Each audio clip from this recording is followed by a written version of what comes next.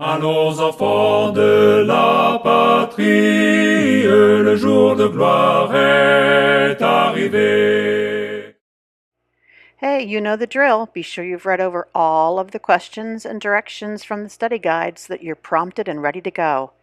Here we go, last but not least, part 5. Monarchs throughout Europe were concerned about the events that had taken place in France. The natural order that had existed for centuries had been disrupted. They worried that the same thing could happen in their own nations, and that their own thrones and even their lives might be at risk. To avoid the revolution spreading into their own nations, these monarchs joined together to fight against France. Soldiers were sent from Great Britain, the Netherlands, Spain, and Sardinia to fight against the revolutionaries. These wars made life very difficult for France. In order to fight these larger armies, the new French government established a draft that called up all men between the ages of 18 and 45 to fight for their liberties. The draft touched off a civil war in western France, where royalists who had supported the king were angry that their sons had been forced to fight in a way that they did not support. Within the National Convention itself, fierce debate and a growing divide among different political parties threatened to tear the young, fragile government apart. Seeing the turmoil that was both within and surrounding France, the leading political party, known as the Jacobins, determined that they would crush any resistance within their new nation. They established neighborhood watches that were intended to find anyone who was not loyal. These watches would turn in suspected traitors who would often be put to death. Now, they started out with members of the aristocracy that they suspected might be royalists, but it didn't take long before they just went after anybody. This period of time is known as the Reign of Terror and lasted from July 1793 until July 1794. During that year, approximately 17,000 individuals were executed. That includes women. Around 160,000 people left France, with about 32,000 going to Great Britain. Those that fled were mostly clergy and the remaining aristocracy.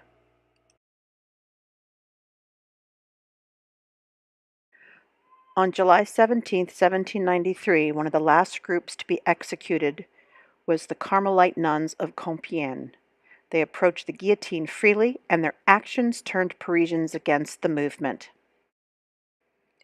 At the same time, power struggles between committee leaders led to the executions of the very creators of the Reign of Terror. With their deaths over, the terror was over. After the Reign of Terror ended, the Jacobins lost their power in France. The National Convention continued to rule as the government. However, a new constitution was written and once again denied the vote to those who could not afford to pay a voting tax. This constitution established the office of 5 directors, known as the Directory.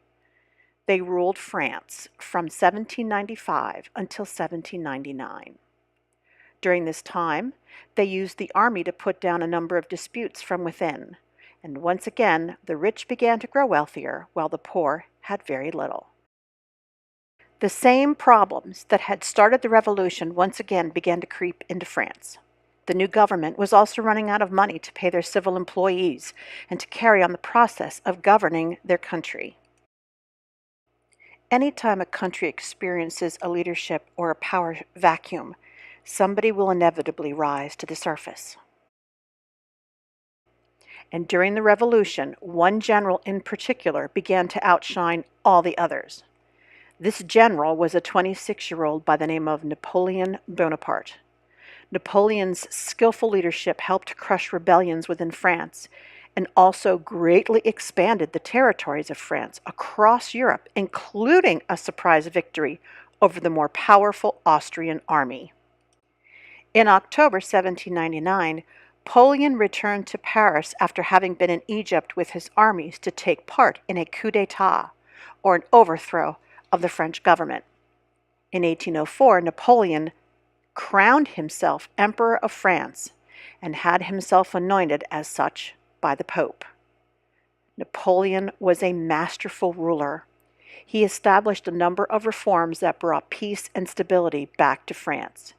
He rewrote the old French feudal laws, which were so confusing, and created a new Napoleonic code of law with laws that were much clearer. Many of these laws remain in France to this day. After bringing economic prosperity and peace to France, Napoleon set out to conquer the remainder of Europe. As a skillful general, he was able to conquer significant tracts of land. By 1812, Napoleon controlled most of Europe, either directly or indirectly. The nations that had been conquered by Napoleon resented being ruled by France. They did not like paying taxes to France, nor did they appreciate having to send their sons to fight as soldiers in the conquests that Napoleon was pursuing on behalf of France. One by one, these nations rebelled, beginning with Spain. By March 1814, Napoleon had been defeated and was forced to step down as the Emperor of France. A brother of King Louis XVI was placed on the throne. A year later, in 1815, Napoleon returned to Paris and called for his soldiers to return to him. He was still very popular among the people who had enjoyed their quick rise to power under his rule. For 100 days, Napoleon once again ruled France. Monarchs in other European nations feared that Napoleon would again seek to control them. So in June 1815, in a decisive battle at Waterloo in France, Napoleon was finally defeated and was forced into exile on the island of St. Helena, where he died in 1821. After Napoleon's defeat, the French government restored the monarchy. They found the remaining family members from Louis XVI, and one by one they placed them on the throne to rule as constitutional monarchs until 1848. There had been a series of revolutions that took place all across Europe in 1848. They were not as violent as the French Revolution, but they were just as life-altering. It was in 1848 that the French government decided once and for all to form a republic and keep a republic, and that republic stands today. My eyes had fallen in love.